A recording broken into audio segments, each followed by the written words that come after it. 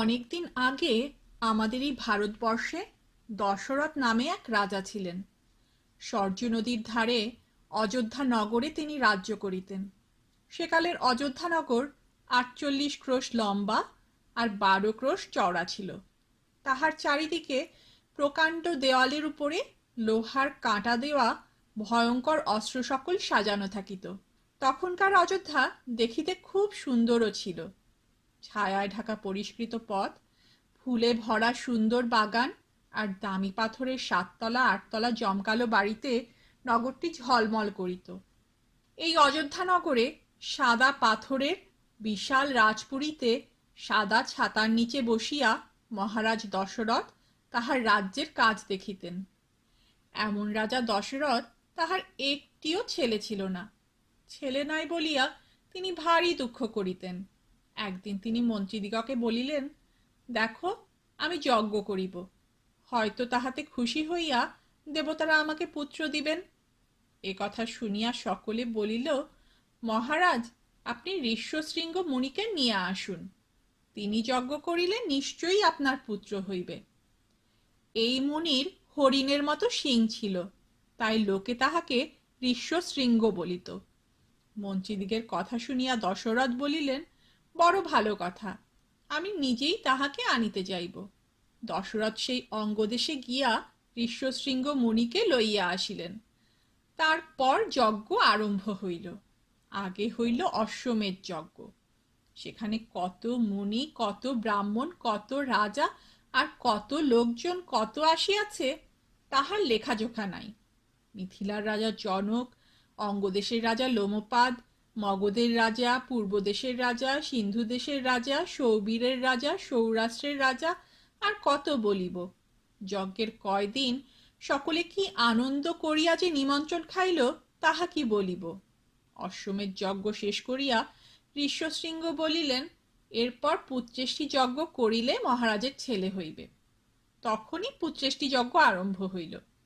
সেই যজ্ঞের আগুনের ভিতর হইতে একজন পুরুষ বাহির হইয়া আসিলেন। তাহার হাতে রূপার ঢাকা দেওয়া সোনার থালা, তাহাতে চমৎকার পায়েস।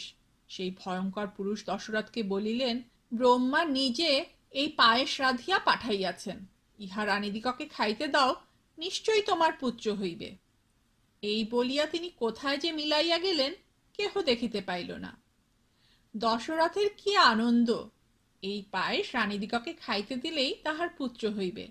প্রধানা রানী ৩ জন, বড় কৌশল্যা, মেজ কৈকেয়ী, ছোট সুমিত্রা। ৩ রানীতে মিলিয়া মনের সুখে সেই পায়েস খাইলেন। তাহার কিছুদিন পরেই তাহাদের দেবতার মতো ৪টি ছেলে হইল। কৌশল্যার ১টি, কৈকেয়ীর ১টি আর সুমিত্রার ২টি। দশরথের পুত্র হইয়াছে শুনিয়া যে সকলেই আনন্দিত হইল, তাহাতে আর সন্দেহ কি। ছেলে ৪টি ১১ দিনের হইলে পুরোহিত বশিষ্ঠ মুনি তাহাদের নাম রাখিলেন। সকলের বড় ছেলেটি কৌশল্যার, তাহার নাম হইল রাম। তার পরেরটি কৈকেয়ীর, তাহার নাম হইল ভরত। আর ২টি সুমিত্রার, তাহাদের নাম হইল লক্ষণ আর শত্রুঘ্ন। ছেলে ৪টি যেমন সুন্দর তেমনি বুদ্ধিমান, আর তেমনি তাহাদের মিষ্ট স্বভাব। ভালো ছেলের যত রকম গুণ থাকিতে হয়, তাহার কিছুই তাহাদের কম ছিল না। অল্প দিনের মধ্যেই তাহারা যার পণ্যায় বিদ্বান আর বীর হইয়া উঠিলেন।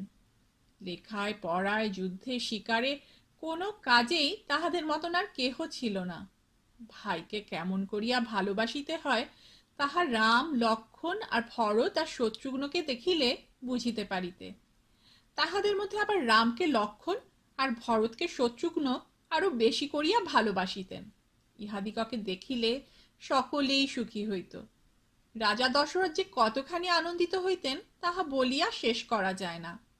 একদিন রাজা দশরথ পুরোহিত আর মন্ত্রীদিগকে লইয়া ছেলেদের বিবাহের পরামর্শ করিতেছেন। এমন সময় বিশ্বামিত্র মুনি তাহার সহিত দেখা করিতে আসিলেন। মুনিদের ভিতর বিশ্বামিত্রের মান বড়ই বেশি। তাহার মতো তপস্যা খুব কম লোকই করিয়াছে, তেমন ক্ষমতাও খুব কম লোকেরই আছে। তাহাতে আবার লোকটি বিলক্ষণ একটু রাগী। এরূপ লোককে যেমন করিয়া আদর যত্ন করিতে হয়, দশরথ তাহার কিছুই বাকি রাখিলেন না। তারপর তিনি বলিলেন, মুনি ঠাকুর, আপনি যে আসিয়াছেন ইহা আমার বড়ই সৌভাগ্য, আর ইহাতে আমি খুবই সুখী হইলাম। এখন আপনি কি চাহেন বলুন, তাহাই দিতেছি। দশরথ ভাবিয়াছিলেন মণি টাকা করি চাহিবেন, কিন্তু মণি যাহা চাহিলেন তাহাতে তাহার প্রাণ শুকাইয়া গেল। বিশ্বামিত্র বলিলেন, মহারাজ, আমি যে জন্য আসিয়াছি তাহা শুনো। আমি একটা যজ্ঞ করিয়াছিলাম, ইহার মধ্যে মারিচ আর সুবাহু নামে দুই রাক্ষস আসিয়া তাহাতে মাংস ঢালিয়া সব নষ্ট করিয়া দিয়াছে। শুনিয়াছি রাবণ নামে একটা ভয়ানক দুষ্ট রাক্ষস আছে, ইহারা তাহারই লোক। তুমি যদি 10 দিনের জন্য তোমার রামকে আমার সঙ্গে দাও, তবে সে রাক্ষস দুটাকে মারিয়া দিতে পারে। রাম ছাড়া আর কেহই এ কাজ করিতে পারিবে না। রাম এখন বড় হইয়াছে, আর বীরও যেমন তেমন হয় নাই। রাক্ষসের সাধ্য কি যে তাহার সঙ্গে যুদ্ধ করে? মুনির কথা শুনিয়াই তো দশরথ কাঁপিতে কাঁপিতে অজ্ঞান হইয়া গেলেন। খানিক পরে একটু সুস্থ হইয়া তিনি বলিলেন, মণি ঠাকুর, আপনার পায়ে পড়ি, আমি রামকে দিতে পারিব না। আমার রাম কি এ সকল ভয়ানক রাক্ষসের সঙ্গে যুদ্ধ করিতে পারিবে? না হয় আমি নিজেই অনেক লোকজন লইয়া আপনার যজ্ঞে পাহারা দিব, রামকে ছাড়িয়া দিন। ইহাতে বিশ্বামিত্র এমনই রাগিয়া গেলেন যে তাহার রাগ দেখিয়া দেবতারা পর্যন্ত অস্থির। যে সর্বনেশে মুনি, ইহার আরো বেশি রাগ হইলে কি আর রক্ষা ছিল? কাজেই তখন বশিষ্ঠ মুনি রাজাকে অনেক বুঝাইয়া বলিলেন, মহারাজ, শীঘ্র রামকে আনিয়া দিন, ইহাতে রামের ভালো হইবে। বিশ্বামিত্র যেমন তেমন মুনি নহেন, ইহার সঙ্গে যাইতে রামের কোনো ভয় নাই। বশিষ্ঠের কথা শুনিয়া দশরথের আর ভয় রহিল না। তিনি তখনই রাম আর লক্ষ্মণকে আনিয়া দিলেন। যুদ্ধের পোশাক পরিয়া তীর ধনুক খড়গ লইয়া বিশ্বামিত্রের পিছু পিছু দুই ভাইকে যাইতে বড়ই সুন্দর দেখাইতেছিল। রাজা আর রানীরা তাহাদের মাথায় চুমা খাইয়া তাহাদিগকে আশীর্বাদ করিলেন, আর সকলেই বলিল, তোমাদের ভালো হোক। খানিক দূরে গিয়া বিশ্বামিত্র রামকে বলিলেন, বাছা রাম, ওই সরজুর জলে মুখ ধুইয়া আইসো, আমি তোমাকে বলা আর অতি বলা নামক মন্ত্র দিব। রাম নদীতে মুখ ধুইয়া মুনির নিকট মন্ত্র লইলেন। তখন তাহার মনে হইল যেন তাহার শরীরের তেজ অনেক বাড়িয়া গিয়াছে। রাত্রি হইলে তিনজনে সরজুর ধারে ঘাসের উপর ঘুমাইয়া রহিলেন। উঠিয়া আবার পথ চলিতে লাগিলেন। সেদিনকার রাত্রি কাটিল অঙ্গদেশে মণিদের আশ্রমে। এইখানে আসিয়া সরজু নদীর গঙ্গার সহিত মিলিয়াছে। পরদিন মুনিরা একখানি সুন্দর নৌকা আনিয়া তাহাদিগকে গঙ্গা পার করিয়া দিলেন। ওপারে ভয়ানক বন, সেই বনে তারকা নামে এক রাক্ষসী থাকে। তাহার গায়ে 1000 হাতির জোর। আগে এখানে সুন্দর দেশ ছিল, তাহাতে কতই লোকজন বাস করিত। এই তারকা আর তাহার পুত্র মারিচ সেই সকল লোকজনকে খাইয়া দেশটি একেবারে নষ্ট করিয়া ফেলিয়াছে। এখন সেখানে ভয়ানক বন, সে বনে মানুষ গেলেই তারকা ধরিয়া খায়। বিশ্বামিত্র রামকে বলিলেন, বাছা, রাক্ষসীটাকে মারিতে হইবে। রাম বলিলেন, আচ্ছা। এই বলিয়া তিনি ধনুকের গুণ ধরিয়া খুব জোরে টঙ্কার দিলেন। সে শব্দে তারকাও প্রথমে চমকিয়া গিয়াছিল, কিন্তু তাহার পরেই সে হাত তুলিয়া হাঁ করিয়া ঘোরতর গর্জন করিতে করিতে আসিয়া উপস্থিত। তখন ধুলায় চারিদিক অন্ধকার করিয়া সে রাম লক্ষ্মণের উপর পাথর ছুড়িয়া মারিতে লাগিল। কিন্তু রামের বাণের কাছে সে পাথর কিছুই নয়। তিনি পাথর তো আটকাইলেনই, তাহার উপর রাক্ষসীর লম্বা হাত দুটোও কাটিয়া ফেলিলেন। কিন্তু তবু সে ছুটিয়া আসিতে ছাড়ে না। তাহা দেখিয়া লক্ষ্মণ তাহার নাক আর কান কাটিয়া দিলেন। তখন সে হঠাৎ কোথায় যে মিলাইয়া গেল কিছুই বোঝা গেল না। হাত নাই, তবু বড় বড় পাথর ছুঁড়িয়া মারে, কিন্তু কোথায় আছে দেখা যাইতেছে না। তখন রাম কেবল শব্দ শুনিয়াই সেই শব্দের দিকে তীর ছুঁড়িতে লাগিলেন। এমন ভয়ানক তীর ছুঁড়িতে লাগিলেন যে রাক্ষসী তাহার জীবনে আর কখনো এত তীর খায় নাই। তীরের জ্বালায় অস্থির হইয়া শেষটা তাহাকে দেখা দিতেই হইল। আর রামও অমনি এক বাণে একেবারে তাহার বুক ফুটা করিয়া দিলেন। দেবতারা আকাশ হইতে রামের যুদ্ধ দেখিয়া বড়ই সন্তুষ্ট হইলেন। আর বিশ্বামিত্রের তো কথাই নাই, তিনি রামকে কি বলিয়া আশীর্বাদ করিবেন আর কি দিয়া সুখী করিবেন তাহাই ঠিক করিতে পারিতেছেন না। সে রাত্রি তাহাদের সেই বনেই কাটিল। সকালে উঠিয়া বিশ্বামিত্র রামকে বলিলেন, বাছা, আমি তোমার উপর বড়ই সন্তুষ্ট হইয়াছি, তাই তোমাকে কতগুলি আশ্চর্য অস্ত্র দিব। এ সকল অস্ত্র থাকিলে কেহই তোমার সঙ্গে যুদ্ধ করিতে পারিবে না। এই বলিয়া বিশ্বামিত্র পূর্বমুখে বসিয়া মনে মনে অস্ত্রদিগকে ডাকিতে লাগিলেন। আর অমনি নানারূপ আশ্চর্য এবং ভয়ঙ্কর অস্ত্র সেখানে আসিয়া উপস্থিত হইল। তাহারা জোর হাত করিয়া রামকে বলিল, রাম, আমরা এখন তোমার হইয়াছি, তুমি যাহাই বলিবে তাহাই করিব। রাম একে একে তাহাদের সকলের গায়ে হাত দিয়া বলিলেন, এখন যাও, আমি যখন ডাকিব তখন আসিবে। অস্ত্রেরা আচ্ছা, তাহাই হইবে বলিয়া যেখান হইতে আসিয়াছিল সেইখানে চলিয়া গেল। ইহার পর তাহারা একটা খুব সুন্দর স্থানে আসিলেন। সে স্থানটি দেখিয়া রাম বলিলেন, কি সুন্দর জায়গা, গুরুদেব, এখানে কে থাকেন? বিশ্বামিত্র বলিলেন, এই স্থানের নাম সিদ্ধাশ্রম। এখানে আগে কশ্যপ মুনি থাকিতেন। তিনি তাহার স্ত্রী অদিতি দেবীর সহিত 1000 বৎসর এখানে থাকিয়া তপস্যা করিয়াছিলেন। তাহাদের তপস্যার সন্তুষ্ট হইয়া বিষ্ণু নিজে তাহাদের পুত্র হইয়া জন্মেন। সেই ছেলের নাম বামন। তিনি অনেক আশ্চর্য কাজ করিয়াছিলেন। এখন আমি এই স্থানে থাকিয়া তপস্যা করি। এইখানে দুষ্ট রাক্ষসেরা আমাদের যজ্ঞ নষ্ট করিতে আসে। সেই দুষ্টদিগকে তুমি মারিবে। তারপর ঠিক হইল যে পরদিন যজ্ঞ আরম্ভ হইবে। যজ্ঞের দিন ভোরে উঠিয়া রাম লক্ষ্মণ বিশ্বামিত্রকে বলিলেন, মুনি ঠাকুর, রাক্ষসেরা কখন আসিবে ঠিক করিয়া বলিয়া দিন। বিশ্বামিত্র তখন চক্ষু বুজিয়া চুপ করিয়া বসিয়াছিলেন। রাম লক্ষ্মণের কথায় কোনো উত্তর দিলেন না। অন্য মুনিরা বলিলেন, রাজপুত্র, উনি মৌনে বসিয়া আছেন, উহাকে 6 রাত্রি ঐরূপ চুপ করিয়া থাকিতে হইবে, কথা বলিতে পারিবেন না। এই 6 রাত্রি তোমরা খুব সাবধান হইয়া তপবন পাহারা দাও। রাম লক্ষ্মণ তখনই অস্ত্রশস্ত্র লইয়া পাহারা দিতে আরম্ভ করিলেন।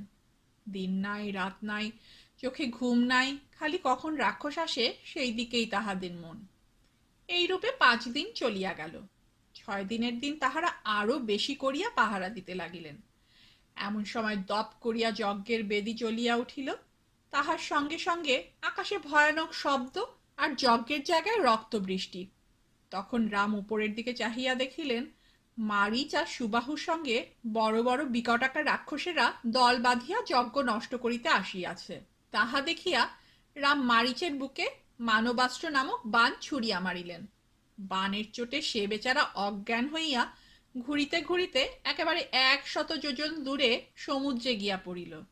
তারপর রাম আগ্নেয়াস্ত্র ছুড়িলে তাহার ঘা খাইয়া সুবাহু সেইখানেই পড়িয়া মরিল। বাকি রাক্ষসগুলিকে মারিতে খালি বায়ব্য অস্ত্র ছাড়া আর কিছুর দরকার লাগে নাই। তখন মুনিগণের যে সে কি আনন্দ হইল তাহা কি বলিব। অনেক পরিশ্রমের পর সে রাত্রিতে লতাপাতার বিছানায় রাম লক্ষ্মণ বড়ই সুখে ঘুমাইলেন। পরদিন সকালে মুনিরা বলিলেন, চলো বাবা, মিথিলায় যাই, সেখানকার রাজা জনক যজ্ঞ করিবেন, তাহা দেখিতে হইবে। আর সেখানে একখানা ভয়ঙ্কর ধনুক আছে, তাহাতে এত জোর যে দেবতা, গন্ধর্ব, রাক্ষস, মানুষ কেহই তাহাতে গুণ দিতে পারে নাই। সেই ধনুকখানাও দেখিতে হইবে। সবুজ শস্যের ক্ষেতের মধ্য দিয়া তাহাদের চলিবার পথ। সে পথে যাইতে যাইতে রাম লক্ষ্মণের বড়ই ভালো লাগিতেছিল। সেদিনকার রাত্রিতে তাহারা সোন নদের ধারে আসিয়া রহিলেন। তাহার পরের রাত্রি গঙ্গার ধারে, তাহার পরের রাত্রি বিশালা নগরে কাটিল। 4 দিনের দিন সকালবেলায় তাহারা দূর হইতে মিথিলার সুন্দর রাজপুরী দেখিতে পাইলেন। ওই স্থানের নিকটেই একটি অতি সুন্দর আর খুব পুরাতন আশ্রম ছিল। তাহা দেখিয়া রাম বিশ্বামিত্রকে জিজ্ঞাসা করিলেন, গুরুদেব, এটি কাহার তপবন? এখানে কেন লোক নাই? বিশ্বামিত্র বলিলেন, বাছা, এটি গৌতম মুনির আশ্রম। গৌতমের স্ত্রী অহল্যা একবার একটা নিতান্ত অপরাধের কাজ করাতে গৌতম তাহাকে এই বলিয়া শাপ দিয়াছিলেন, তুই এখানে ছাইয়ের উপর পড়িয়া থাক, তোকে কেহ দেখিতে পাইবে না, বাতাস ভিন্ন তুই আর কিছু খাইতে পাইবি না। এই রূপে তোর অনেক বৎসর কাটিবে। তারপর যখন দশরথের পুত্র রাম এইখানে আসিবেন, তখন তাহার পূজা করিস, তাহা হইলে আবার তুই ভালো হইবি, আর আমিও ফিরিয়া আসিব। এই বলিয়া গৌতম কৈলাস পর্বতে চলিয়া গেলেন। রাম, তুমি একবার এই আশ্রমের ভিতরে আইসো, তাহা হইলে অহল্যা আবার ভালো হইতে পারেন। গৌতমের আশ্রমে গিয়া তাহারা অহল্যা দেবীকে দেখিতে পাইলেন। এতদিন ধরিয়া তিনি কেবলই তপস্যা করিয়াছেন। তাহাতে তাহার শরীরে এমন আশ্চর্য তেজ হইয়াছে যে দেবতারাও তাহার দিকে তাকাইতে পারেন না। এতদিন গৌতমের সাপে কেহই তাহাকে দেখিতে পায় নাই, এখন রাম আসিয়াছেন বলিয়া সকলেই তাহাকে দেখিল। অহল্যাকে দেখিয়া রাম লক্ষণ তাহার পায়ের ধুলা মাথায় করিয়া লইলেন। এদিকে গৌতম মুনি হিমালয়ে থাকিয়া তপস্যার দ্বারা সকল কথাই জানিতে পারিয়াছেন, সুতরাং তিনিও তখন সেই আশ্রমে আসিয়া উপস্থিত। এই রূপে অহল্যার দুঃখের শেষ হইল। তারপর গৌতম আর অহল্যা দুইজনে মিলিয়া মনের সুখে ঈশ্বরের আরাধনা করিতে লাগিলেন। গৌতমের আশ্রম হইতে মিথিলা বেশি দূরে নয়। সেখানে গিয়া সকলে দেখিলেন জনক রাজা অতি চমৎকার যজ্ঞের আয়োজন করিয়াছেন। কত মুনি, কত লোকজন, কত গাড়ি ঘোড়া সেখানে আসিয়াছে তাহা গনিয়া উঠা ভার। বিশ্বামিত্র তাহাদের থাকিবার জন্য সে ভিড়ের এক কোণে একটি নিরিবিলি জায়গা খুঁজিয়া লইলেন। ততক্ষণে রাজা জনকও খবর পাইয়া বিশ্বামিত্রকে আদর করিবার জন্য সেইখানে আসিয়াছেন, সঙ্গে তাহার পুরোহিত শতানন্দ মুনি। বিশ্বামিত্রকে নানারূপ সম্মানে তুষ্ট করিয়া রাজা জিজ্ঞাসা করিলেন, মুনি ঠাকুর, আপনার সঙ্গে এই ছেলে দুটি কি সুন্দর! আহা, যেন দুটি দেবতার ছেলে। এ দুটি কোন রাজার পুত্র, আর কি জন্য এত কষ্ট করিয়া এখানে আসিয়াছেন? বিশ্বামিত্র বলিলেন, মহারাজ, ইহারা অযোধ্যার রাজা দশরথের পুত্র। সিদ্ধাশ্রমে রাক্ষসদিগকে মারিয়া তারপর গৌতমের আশ্রমে অহল্যার কষ্ট দূর করিয়া এখানে আসিয়াছেন। এখন ইহাদের সেই শিবের ধনুক দেখিবার ইচ্ছা। জনকের পুরোহিত শতানন্দ মুনি গৌতমের বড় ছেলে। তিনি যখন শুনিলেন যে তাহার মাতা আবার ভালো হইয়াছেন, তখন তাহার মনে যে কি সুখী হইল। তিনি রামকে কতই স্নেহ দেখাইলেন আর বিশ্বামিত্রের কত প্রশংসা করিলেন তাহা বলিয়া শেষ করা যায় না। তিনি বুঝিতে পারিয়াছিলেন বিশ্বামিত্রই রামকে আনিয়া তাহার মায়ের দুঃখ দূর করিয়াছেন। পরদিন সকালে বিশ্বামিত্র জনককে বলিলেন, মহারাজ, সেই ধনুকখানি রাম লক্ষণ একবার দেখিতে চাহেন। জনক বলিলেন, ধনুকের কথা বলি শুনুন। এই ধনুক আগে ছিল শিবের, কিন্তু দেবতারা অনেক মিনতি করাতে খুশি হইয়া ধনুকখানা তাহাদিগকেই দিলেন। দেবতারা আবার রাজা দেবরাতের নিকট তাহা রাখেন। এই দেবরাত আমার পূর্বপুরুষ। ইহার পর একদিন আমি লাঙল দিয়া যজ্ঞের স্থান চষিতেছিলাম। এমন সময় আমার লাঙলের মুখের কাছে পৃথিবী হইতে একটি পরমা সুন্দরী কন্যা উঠিল। সেই মেয়েটি এতদিন আমার ঘরে থাকিয়া এখন বড় হইয়াছে। লাঙলের মুখে উঠিয়াছিল বলিয়া আমি তাহার নাম রাখিয়াছি সীতা। আমার প্রতিজ্ঞা এই যে শিবের ধনুকে যে গুণ দিতে পারিবে তাহাকেই এই মেয়ে দিব। তারপর কত রাজা আসিয়াছে, কিন্তু তাহারা ধনুকে গুণ দিবে কি, তাহা তুলিতেই পারে না। তখন তাহারা ভয়ানক চটিয়া গিয়া আমার সহিত যুদ্ধ করিতে আসিল। আমি অনেক কষ্টে দেবতাদের সাহায্য লইয়া শেষে শত্রুদিগকে তাড়াই। এখন সেই ধনুক আমি রাম লক্ষণকে দেখাইব। রাম যদি তাহাতে গুণ দিতে পারেন তবে তিনি সীতাকে পাইবেন। তখন জনকের হুকুমে ধনুকখানা বাড়ির ভিতর হইতে বাহিরে আনা হইল। ৮ চাকা গাড়ির উপরে লোহার সিন্দুকের মধ্যে ধনুকখানি রহিয়াছে। তাহা টানিয়া আনিতে ৫,০০০ জোয়ান কাহিল। রাম সেই ধনুক দেখিয়া কহিলেন, এটাতে গুণ দিতে হইবে নাকি? বিশ্বামিত্র আর জনক বলিলেন, হ্যাঁ। এত বড় ধনুক তুলিতে রামের একটু কষ্ট হইলেও তাহার নিন্দার কথা ছিল না। কিন্তু কষ্ট হওয়া দূরে থাকুক, বরং সে কাজটা তাহার খুব সহজই বোধ হইল। যেই ধনুক তোলা অমনি তাহাতে গুণ চড়ানো, তারপর গুণ ধরিয়া এক টান দিতেই ধনুক ভাঙিয়া একবারে 2 খান। এমনি সহজে রাম সেই ধনুক ভাঙিলেন। তখন জনক বলিলেন, রামের গায়ে আশ্চর্য জোর, এমন আর কাহারও নাই। আমি ইহার সঙ্গেই সীতার বিবাহ দিব। তখনই পত্র লইয়া দূতেরা দশরথকে আনিতে অযোধ্যায় চলিল। দশরথ তাহাদের মুখে সকল কথা শুনিয়া আর বিলম্ব করিলেন না। পরদিনই বশিষ্ঠ আর অন্য পুরোহিত, ব্রাহ্মণ প্রভৃতিকে সঙ্গে লইয়া তিনি মিথিলা যাত্রা করিলেন। ধনরত্ন, গাড়ি ঘোড়া, সৈন্য সামন্ত কত সঙ্গে লইলেন তাহার লেখাজোখা নাই। মিথিলায় পৌঁছিতে তাহাদের 4 দিন লাগিল। রাজায় রাজায় দেখা হইলে একটা খুবই ধুমধাম হইয়া থাকে, সে আর কত বর্ণনা করিব। কিন্তু আসল কাজের কথাটা রামের বিবাহের কথা, সে বিষয়ের পরামর্শ কিরূপ হইয়াছিল বলিতেছি। জনক রাজার আরেকটি মেয়ে ছিল, তাহার নাম উর্মিলা। তাহা ছাড়া জনকের ভাই রাজা কুশধ্বজের দুটি মেয়ে ছিল, তাহাদের নাম মান্ডবী আর শ্রুতকীর্তি। রাম, লক্ষ্মণ, ভরত, শত্রুঘ্ন এই চারিটি ভাইয়ের সঙ্গে সীতা, উর্মিলা, মান্ডবী আর শ্রুতকীর্তি এই চারিটি বোনের বিবাহ হইলে বেশ ভালো হয় না? সুতরাং স্থির হইল যে রামের সহিত সীতার, লক্ষ্মণের সহিত উর্মিলার, ভরতের সহিত মান্ডবীর আর শত্রুঘ্নের সহিত শ্রুতকীর্তির বিবাহ হইবে। সুন্দর সময় অগ্নিসাক্ষী করিয়া মহা ধুমধামে শুভকার্য শেষ হইল। সেদিন মিথিলায় কি আনন্দই হইয়াছিল! যেদিকে তাকাও কেবলই আলো আর নিশান, ধূপ ধুনা আর মুনি ঠাকুর আর শঙ্খ ঘণ্টা আর ঢাকঢোল, আর হাতি ঘোড়া আর মিঠাই সন্দেশ আর ভিখারি বৈষ্ণব আর হাসি তামাশা, ছুটাছুটি, ভোজন ভোজন, কোলাহল কোলাহল কোলাহল। পরদিন সকালে বিশ্বামিত্র হিমালয়ে চলিয়া গেলেন। দশরথ মনের সুখে অযোধ্যায় চলিলেন। তারপর রানীরা কত আদর করিয়া বউ ঘরে লইলেন, সে আর বেশি করিয়া কি বলিব।